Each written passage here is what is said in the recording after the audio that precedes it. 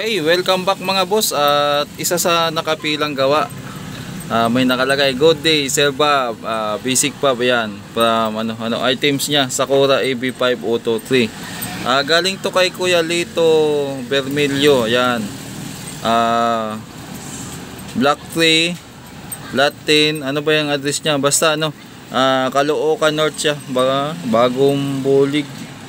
Hindi ko naman masyado mabasa. Basta galing ng Caloocan. Yan ang gagawin natin. Bali, habang inaantay ko yung chat ng mayari o yung reply sa akin, titingnan muna natin to kung anong naging problema nito. So, saglit lang. Buksan muna natin to para malaman na natin kung paano gagawin. Okay, so nakalas natin. Iwan ko kung merong bakit nakatip na ganito. Tapos nakabalot pa yung nyo, yung binabalot natin. Iwan ko ano nakalagay dito. O baka napunit lang. Hindi ko alam kung may laman to. Wala na dito sa karton eh. Basta pagkalas ko nahulog tong speaker terminal.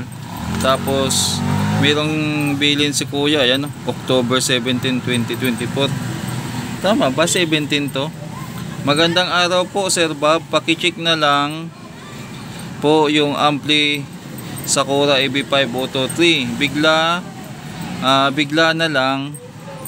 Bigla na lang namatay habang tumutunog. Pakipalitan na lang po ng potentiometer. Yung master volume kasi maganit na po, at yung speaker terminal din nasa karton yung pamalit ng speaker terminal. So ito nga yung dala niya. Tapos kayo na po ang bahala kung sa tingin nyo kung anong sira, pakipalitan nyo na lang. Okay, so pakipalitan nyo na lang. Viewers nyo po ako, lagi kong pinapanood ang vlog nyo. Maraming salamat po kuya. Sabi ni Kuya Lito Bermelio. Shoutout sa iyo Kuya Lito. At maraming salamat din. Galing po kayo ng Co-opville, hindi ko po basta Caloocan North. Yan. So maraming salamat.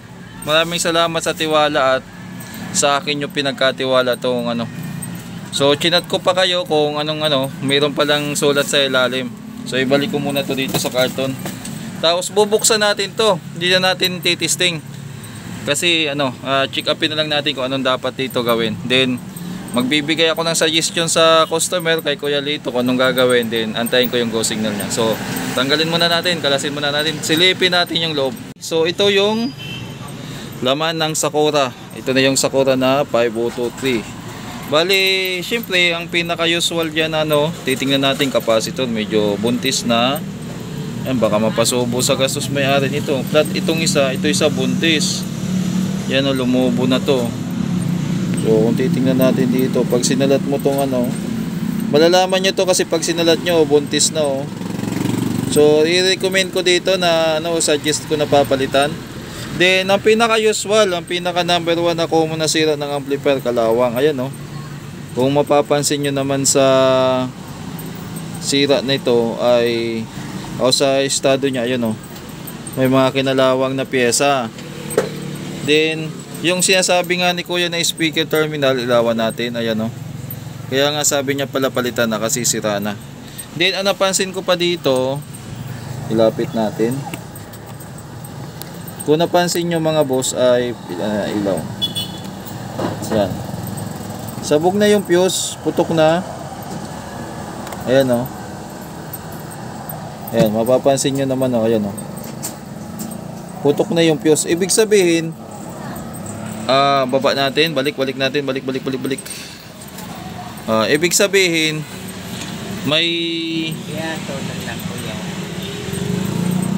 may problema yung nito, may problema yung power transistor nito dito. So possible na may shorty dito. Aalamin na lang natin yan on the process. Pero kakalasin muna natin to, then hugasan. Then magre-report muna ako sa customer ko. Anong gagawin? Maingay sa labas. Anong gagawin? At anong papalitan? So ang suggestion ko dito, palitan yung mga kinalawang na pyesa, tapos i-check ko yung mga power transistor, baka maingay sa labas, baka may shorted. Din mga potentiometer palit, pati itong mga switch. Tsaka ito i-recommend ko din na palitan na yung capacitor kasi lobo na. Yun lang, medyo magastos to mga boss. So yun lang, update ko kayo. So ayan yung pinaka board sa ilalim, tiningnan ko baka may ano. Akala ko dito kung titingnan wala pang signs of repair oh. Mukhang makinis po oh. Pero nung nasilip ko tong IC nya, may signs of repair na pala sa center at saka sa surround. Yan, pero so far sa main amp wala pa. So tatanggalin muna natin tong capacitor, itong ano, tapos itong wire. Relay, tatlo ang relay nito, isa, dalawa, tatlo, tatlong relay yan. Ayan oh. Tatlo po ang relay ng Sakura yan. Yan, 2, 3. Para sa A and B, tapos ito sa main relay para sa amplifier. Okay? So saglit lang. Saka lilinisan din natin yung board nito kasi kinalawang. Kakalasin ko lahat yan, pati itong mga pihitan. Mga boss, nalinisan ko na tong board, pati itong ano, nahugasan na natin yan. Yung pan pala malinis na rin, no? Yan. So ang gagawin natin dito sa front board, unahin na natin to. Kasi dito tayo magpo-focus mamaya sa ano, mas matindi ang problema dito sa ano. Kasi putok yung fuse, tapos i-check upin natin yung transistor dyan. Dito, palit tayo ng mga switch. Tinanggal na pala natin yung mga ano, yan yung mga pinagpalitan, no? Natanggal na. Then, mga pihitan, mga volume, yan yung gagawin natin. Tapos ibabalik na natin doon agad sa harapan. Para ano, kasi ang pinaka problema sa board. Dito naman mga palit potentiometer lang at wala naman ako nakitang kinalawang dito sa mga piyesa niya sa harapan. Kaya switch at saka potentiometer lang. Yun muna tatrabahuin ko, din update ko kayo mamaya sa ano, yun sa mainboard. Okay mga sir, mga boss, dito na tayo sa mainboard. Tapos na yung ano, tapos na tong mga nasa harapan. Bali ang unang issue nito ay ayan, sabog yung pinaka fuse nya. Mapapansin nyo putol talaga oh. Ayan. Tapos yung isa, papalitan na din natin to. Yan. Tigas ah. Bakit kamo? Kasi ano na rin to eh. Kumbaga, na ano na rin to eh. Kumbaga nagka-problema na rin. Malapit na siyang maputol. Ayan ah. Kumbaga na over, ano na rin yung, ano tawag dito? Nahirap definition eh. Kumbaga gastado na siya. Parang ganun. Kumbaga malapit na siyang maputol oh. Yan. So pag ganyan na parang malapit na rin, papalitan na natin yan. Then dahil ano siya, isa sa mga ginagawa kong technique dito para mapadali yung troubleshooting ko kung saan ba ang sira, kung dito ba o dito, kasi kadalasan yan isang channel lang naman talagang bumibigay. So ang ginagawa ko, mayroon akong tester na analog nakasit sa times 1. So dito muna sa terminal na isa, tapos sa pinaka output. Yan, titesterin ko yung baliktaran. Yan, may palo. So kung sino yung almost shorted yung resistance, yun ang babasihan natin na may sira, katulad nito. Yan. So di ba? Almost shorted. Tingnan naman natin dito sa kabila. Yan. Oh, yan. Palong-palo talaga. Yan. So kabila. Oh.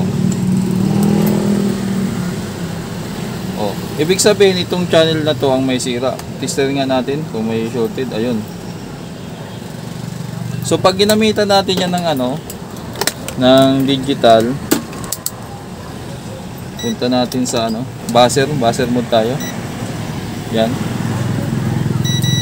So tingnan natin kung magbo-buzzer. Wala. Buzzer, yan. Buzzer. So dito tingnan natin kung magbo-buzzer. Wala. Wala. So kung naka-digital kayo, ganito lang. Tester. Yan. So ibig sabihin itong channel na to ang may epekto. Ito 'yun. Itong kabila na to. So dito malamang may shorted diyan. So isayin natin. Ayan oh, dito sa A. So ibig sabihin ang kakalasan natin ay ito. I-check natin diyan kung ilan yung nasira na transistor diyan. Then dito naman sa ano, sa dito sa driver section, lahat yan papalitan ko na kasi kinalawang na yung mga paa. Lapit natin yung camera. May mga kinalawang na katulad yung napansin natin. Yan. So lahat na yan papalitan natin. Maliliit. Pati itong sa OCP, pinagkakalawang na rin to. Ayan o. So ayan pa. So check ko na din pati dito sa may release section kasi may napansin ako dito na may kalawang na rin yung 9015 niya. Ayan. So isa-isahin na lang natin yan. Bago tayo maglagay ng capacitor, yung relay babalik natin, yung fuse papalitan natin. Tapos dito, ayusin din natin yung hinang nito. Yun lang. Tapos check upin din natin physically yung mga driver transistor dyan.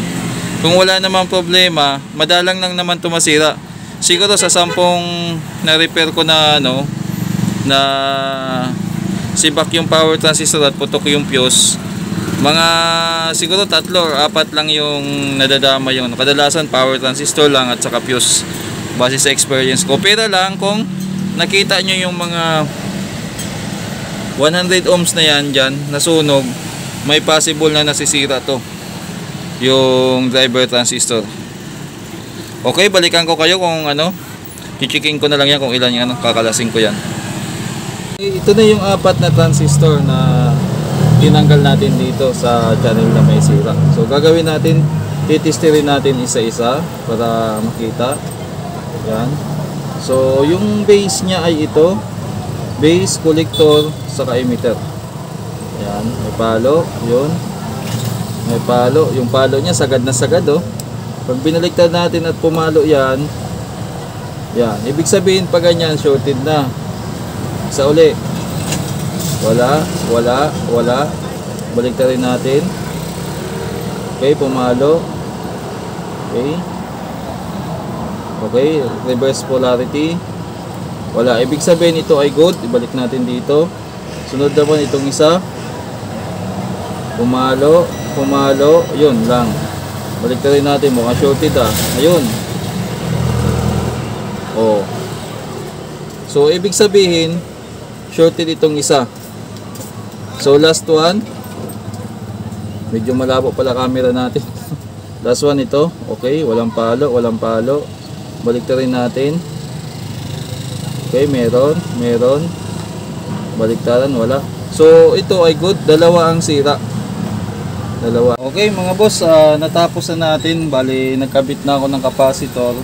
Ito yung mga transistor na kinalawang, itong dalawang sibak na transistor dyan. Yung fuse hindi ko pa na ikakabit, naibalik ko na yung relay. Tapos i-check na natin sa tester ngayon. So ulit tayo dito sa pinaka out, tapos capacitor, baliktarin natin kung papalo. Wala na. So kabila naman, baliktarin natin kung papalo. So wala nang shorted ngayon. Tulad ng gamitan ulit natin ng analog kung magbabaser pa. Yan, mabaser mo tayo. So wala nang baser. Kabila din, wala na din. So wala na yung shorted. So anong susunod natin na gagawin? Bali ay kakabitan na natin ng fuse, then susukatan na natin yung biasing nitong ihinang muna natin yung pinaka board o pinaka dito, yung pinaka wire. Yan, yung mga supply galing sa transformer. Then susukatan natin ng bias, ipapadaan natin to ng test valve para sigurado, para tapos magsusukat tayo. Pag okay na yung biasing, tapos nag-switch na yung relay, pwede na nating i-testing. So sa harapan naman, mga potentiometer lang naman ang napalitan doon. At tingin ko okay din naman doon. Okay, update ko kayo mamaya. Okay, mga boss, naikabit ko na yung wire sa likod. Bali, susukatan natin ang bias. Andito na rin yung test valve natin. Una natin. So, sana normal yung biasing nito. Ayan, umilaw saglit. Tapos, susukatan natin dito. Uy, nag-switch na yung relay. Susukatan natin dito. 0.5 0.5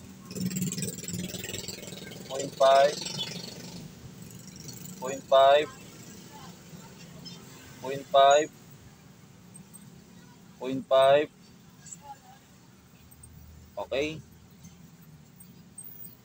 0.5 din, okay. Okay, pare-parehas. Sunod naman yung DC offset niya. So ilagay natin to sa ground. Yan. Tapos sukatin natin dito. Yan, okay. Yan, 0.06. Tapos 0.02. Okay. Wala namang minute. Okay. Hindi naman ang minute yung niya. Okay, normal. Mga transistor. Yan, okay. Normal naman yung bias. So, hindi siya iinit. Diode. Okay. Regulator. Dito sa normal naman. Okay. Okay. So, ayos. Ayos na to. Bali, magsa-sound check tayo. Ipangkabit ko na lang yung mga wiring dyan. Na Then, testing na tayo. Yan, sa wakas natapos na natin. Ang sira niya, yan dito. Yan. Mga capacitor, dalawa. Speaker terminal. Dito. Yung mga transistor, yan. Fuse, saka mga switch. Okay. Saglit lang. So dito sa baka magtataka kayo bakit sa Concert 0.4.3. Sa Sakura kasi medyo iba ng konti yung design nito sa sa driver section niya. Kaya medyo mataas talaga ng konti yung bias nito. Nung tawag dito nung hindi ko pa alam, nagulat din ako dati. Pero may kaibahan yan, ipapakita ko sa inyo. Yung transistor kasi dito, usually ang nakakabit diyan ay yan 220, di ba? 39. So diyan sa sa Concert 502, 680 ohms yan, yung ganyan 680 ohms. Although sa naman nila, sa biasing naman nila mapapansin nyo 3K, dapat yan 2.7. So magkaiba sila ng konti doon sa pero overall halos same lang sila. Dito lang banda nagkatalo. Pero yan yung normal niya na okay na to. Ibalik na natin sa lagyanan para matesting natin. Okay, mga boss, ito na. So naikabit na natin. Ayan na. Tapos hindi pa natin nailagay dito yung mga knob kasi baka may problema pa, madaling kalasin. Ngayon, na-check naman natin dito, normal na yung bias. Tapos yung DC offset niya okay naman. Dito nga lang hindi natin na-try kung kumusta. So magkakaalaman na yan. Pero para sigurado naglagay na tayo ng speaker. Yan, saka input. Ngayon i-power on na natin. Ayan, umilaw na pan. Yung relay nag-switch na ba? Mga nag-switch na ata. Ayun. Try natin to. Ayun.